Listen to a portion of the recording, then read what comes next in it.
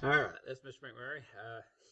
Now the motor started working, so I thought I'd put that out. You can see it's not going really fast, but it is still spinning around on its own without stopping. So um, it does actually work. It just never did work whenever I, of course, wanted to tape it. Now, there's one other thing I should have mentioned and I forgot to, so let's go over it real quick.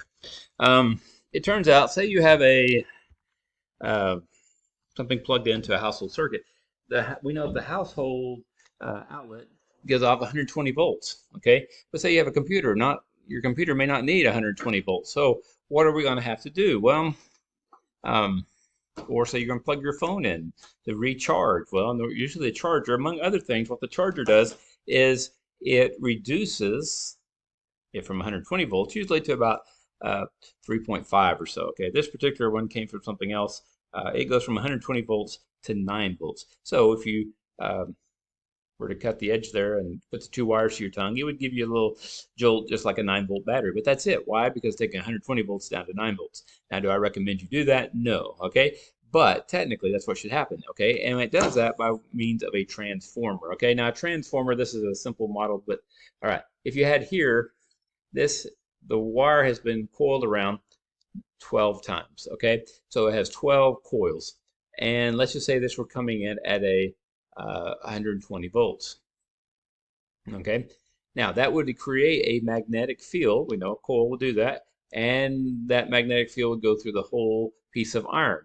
Okay, so now the magnetic field over here as would sorry, my brain went just completely dead there. Okay, it would go through here. Okay, now it would constantly be changing. So as long as it's changing, it would create a magnetic field, and this magnetic field would create an electric current in this wire. Now this one only has 6 wires, so this would be what we call a step down. It would go from 120 with 12 wires down to 60 volts. That would step it down. That would be a step down transformer. Okay, and so the same thing has to happen when it comes to your house in the first place. The power lines have a much higher voltage. Okay, that's why they have the current, the danger, high voltage wires and whatever. Okay, they're high voltage. They have transformers that step it down to 120 volts when it comes into your house. Okay, and there are some that go to your washer dryer, things like that, that step it down to 220. Okay, now you can do this opposite. Okay, you can have a small current coming in here. Let's say 120 volts. If it were coming through here, it creates a magnetic field as it changes direction as the thing goes back and forth. As it comes over here, that changing will create and induce a current in this one. All right, and because it's a changing magnetic field. Now, obviously, the coil's not moving, the iron's not moving, but the current is changing direction. Okay, and so you have a changing magnetic field in here, and that causes a current in here. Okay, now you got twice as many wires on this side, so this would be what we call a step up.